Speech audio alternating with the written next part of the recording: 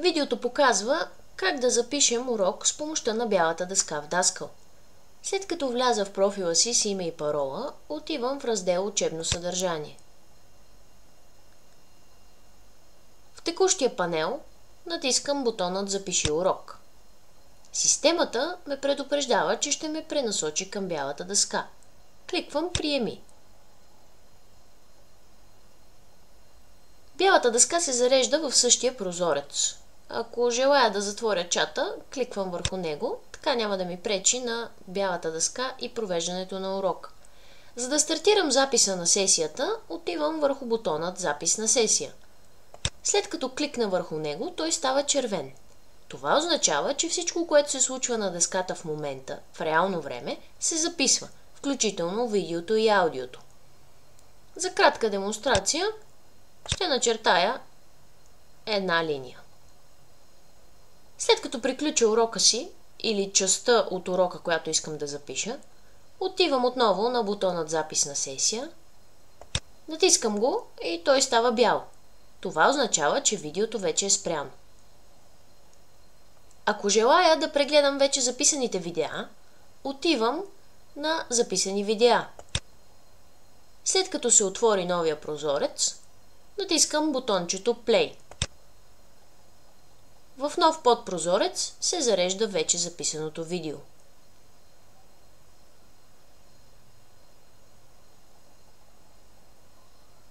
Той става червен. Това означава, че всичко, което се случва на дъската в момента, в реално време, се записва, включително видеото и аудиото. За кратка демонстрация ще начертая една линия. След като приключа урока си, или частта от урока, която искам да запиша, отивам отново на бутонът Запис на сесия. След като прегледам видеото, затварям текущия подпрозорец и се връщам на предишната дъска. Тук мога да организирам видеоклиповете си, като да речем променя името му. Файл 1 ще кръстя Видео 1. Натискам Enter и името му е променено. Ако желая да запиша ново видео, тъй като текущото не ми харесва или, например, искам да обединя две части от урока, затварям този прозорец и отново кликвам на бутонът Запис на сесия. Отново, щом той е червен, всичко, което се случва на дъската, се записва. В случая ще направя още една чертичка. Ето така. След като приключа и тази част от урока си, отивам отново на бутон Запис на сесия. Натискам го и видеото е прекратено. Сега, когато отида в менюто Записани видеа, вече имам два файла.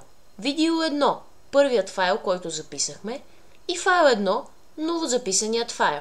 Отново ще променя името, като кликна два пъти и напиша Видео 2.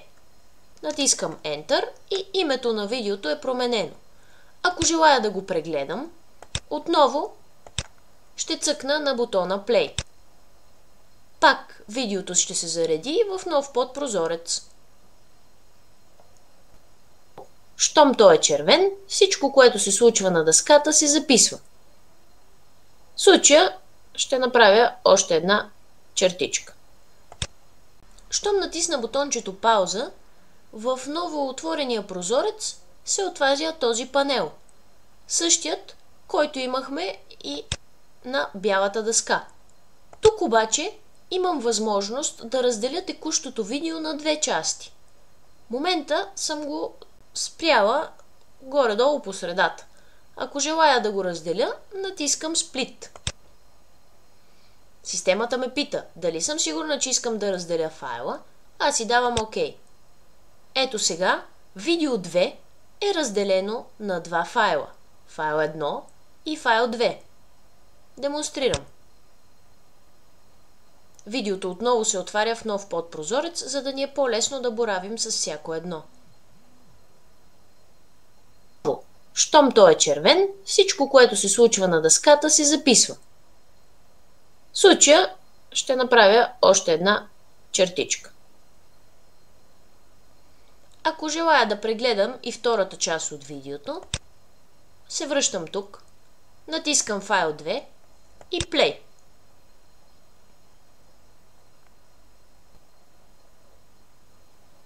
Ето така. След като приключа и тази част от урока си, отивам от... Видяхме как можем да разделим видео на две части. За да затворя всички подпрозорци, кликвам върху хиксчето. Ето сега съм в записът на видео 2, който е цял. Файл 1 и файл 2 са разделените части на видео 2. Ако искам да се върна в предишното меню, затварям този подпрозорец и се връщам в бялата дъска. Тук отново мога да разполагам с всичките си файлове. Видео 1, първото видео, което записахме. Видео 2, второто видео, което записахме. Файл 1 и файл 2 са частите, които разделихме от видео 2. В случая решавам, че видео 2 е прекалено дълго и искам да го изтрия. Цъквам върху хиксчето и то се появява в менюто Изтрити файлове. Решила съм, че ще използвам само първата част от видео 2. Наименувам я първа част. А втората част ще изтрия, както направих с видео 2. Ето. Тук, в менюто, където са изтрити файловете, вече имам видео 2 и втората част на видео 2.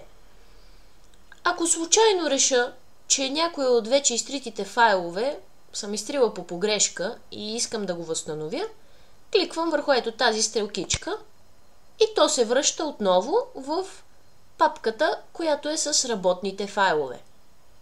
В случая ще го изтрия, тъй като нямаме нужда от него.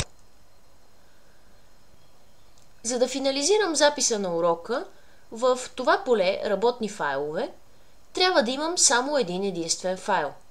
Това се случва след като съм направила многократни записи, някои от които съм разделила, както направихме с второто видео. Решавам, че ще трябва да ги обединя в едно. Обединяването става по много лесен начин. Кликваме и задържаме върху първа част. Провлачваме нагоре и поставяме върху видео 1. Системата ни пита: сигурни ли сте, че искате да залепите тези два файла? Даваме и ОК.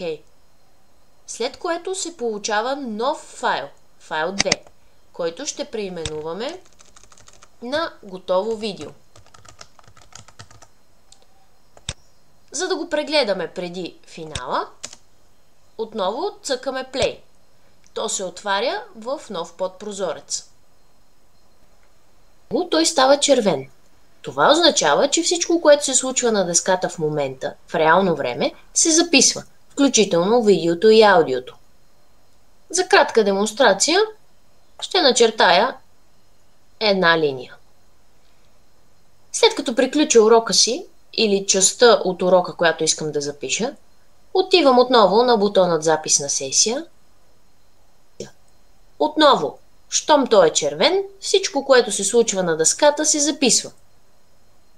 В случая ще направя още една чертичка. Както видяхте, току-що прегледахме файлът, който е сглобен от първото видео, което записахме, и част отрязък от второто видео. За да го затворя, затварям текущия подпрозорец.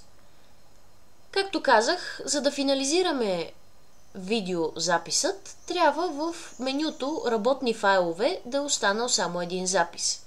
В случая имаме вече готовото видео, защото събрахме първа част с видео 1. И те вече не са ни нужни по-отделно, затова ги изтриваме. Отново напомням, че ако изтрием по погрешка някой файл, винаги можем да го възстановим, като цъкнем върху стрелкичката в менюто Изтрити файлове. Ето така. То се връща в менюто Работни файлове. Пак ще го изтрия. След като имаме едно готово видео, можем да го публикуваме. Цъквам върху Publish и Daskal ни казва, че то е публикувано. Давам OK. Затварям този прозорец. Давам изход от стаята. Системата ме предупреждава, че ще излезна. Излизам. И отново се връщам в профила си в Daskal. Ако искам да боравя с вече записаното видео, отивам в учебно съдържание. Ето тук вече имам записан урок. Кликвайки върху него, мога да го редактирам. Например, да променя името му.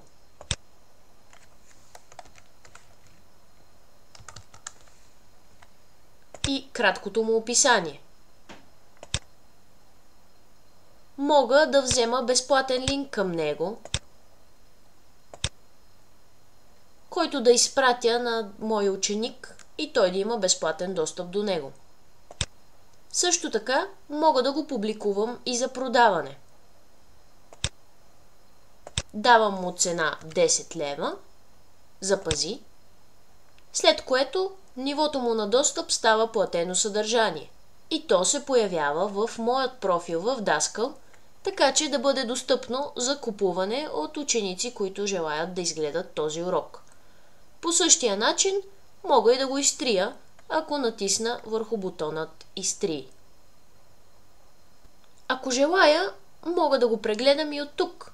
Ако, например, съм забравила съдържанието му, кликвам върху него и то се отваря в нов подпрозорец. Той става червен. Това означава, че всичко, което се случва на дъската в момента, в реално време, се записва, включително видео. За да се върна в профила си в Daskal, давам назад.